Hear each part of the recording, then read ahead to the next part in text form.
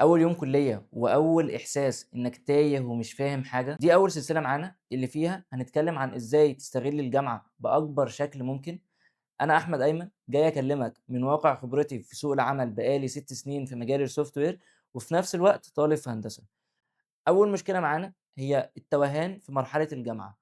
الحمد لله يا صديقي أنت دخلت الكلية، في الأول بتبقى في فترة لخبطة على الآخر، حاسس إنك تايه ومش عارف تعمل إيه والّا أصلًا تبدأ منين. كل حاجة حواليك فعليًا بتبقى جديدة، نظام مختلف، ناس مختلفة، حياة تانية مختلفة تمامًا، ويا ريته بس كده. أنت لمّا بتخش تسأل الناس الأكبر منك بتلاقي كل واحد بيقول لك نصيحة شكل.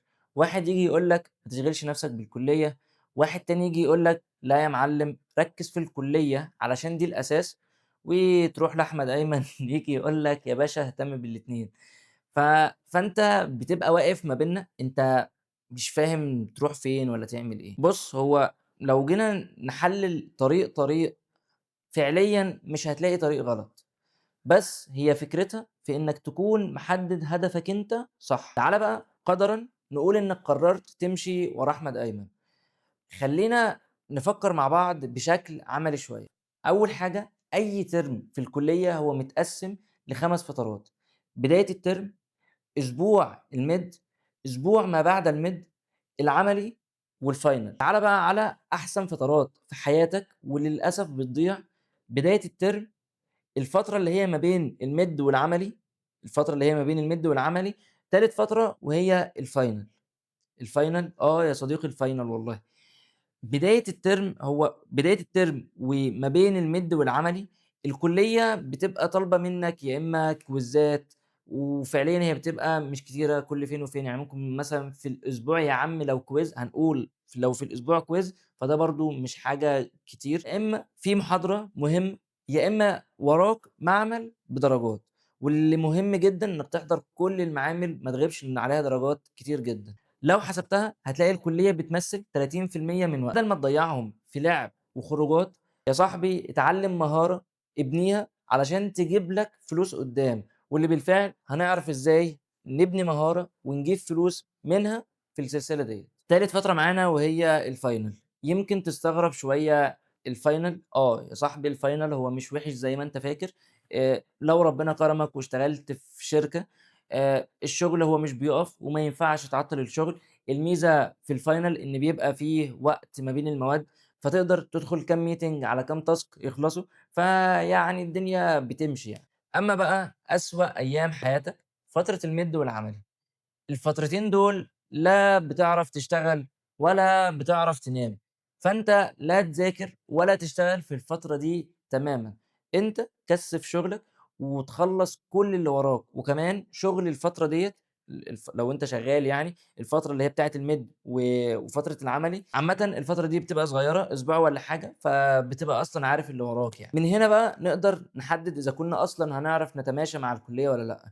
فعليًا أنت لو استغلّيت ال3 فترات دول مع بعض زي ما هنتكلّم في السلسلة، هتبقى فعليًا بعد 5 سنين أو 4 سنين على حسب الكلية في حتّة تانية. تعالَ بقى نبُص للمشكلة من فوق. إحنا عندنا مشكلتين، أول مشكلة وهي إننا إزاي نتعامل في فترة الكلية، وتاني مشكلة هو إننا إزاي هنستغل ال70%، فبرضه هندخل في مرحلة من التوهان، اللي هو يا عزيزي أنت أي مرحلة جديدة هتكون داخلها هتلاقي كل واحد بيقول لك رأي مختلف، فأنت برضه لازمًا تتوه. تعالَ بقى نمسك أول مشكلة معانا وهي فترة الكلية.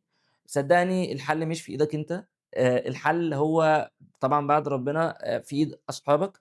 زي ما بيقولوا اسأل أهل الخبرة. دول الناس اللي بيروحوا يقعدوا قدّام الدكتور يحضروا السكاشن، يحلّوا ويلخّصوا كل حاجة. أنت خُش واحد من أصحابك اسأله، بُص صدّقني هيدّيك الخلاصة. وصدّقني العامل الوحيد اللي خلّاني إن أنا قادر إنّي أتعامل في الكلية هم أصحابي. في منهم دلوقتي اللي هيكون بيسمع، فحقيقة أحب إن أنا أشكرهم جدًا.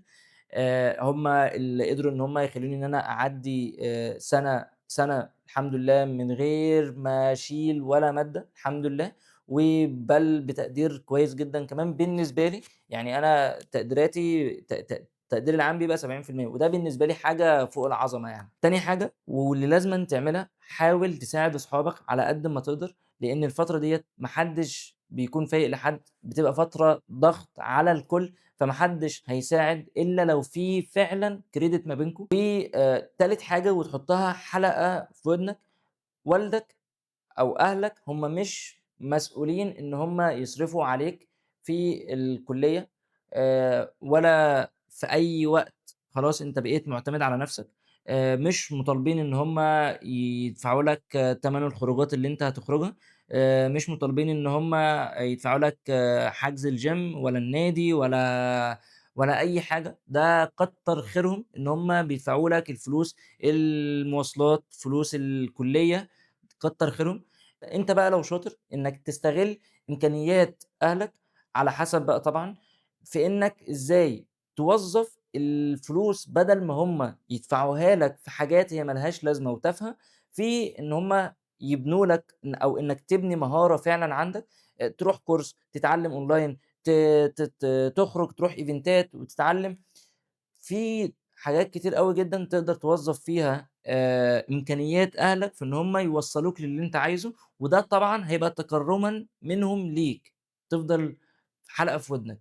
رابع حاجة في إنك لازمًا تخرج من فترة الكلية بإنك عندك مهارة وبالفعل بتجيب منها فلوس قبل ما تتخرّج من الكلية. وحاجة مهمة يا صديقي إن أغلبنا بيكون نِفْسه إن هو يمسك فلوس في فترة الكلية، فبيضطر إن هو يروح للطريق الصعب بإن هو يضحّي بوقته ومجهوده في مقابل إن هو ياخد 14، 15,000 ده إن لقى حد يدّي له المبلغ دوّة، مقابل يقف في محل أو يروح مصنع. فأنت استغل إمكانيات أهلك في إن هم يوصّلوك ويحطّك على طريق فعلًا صح.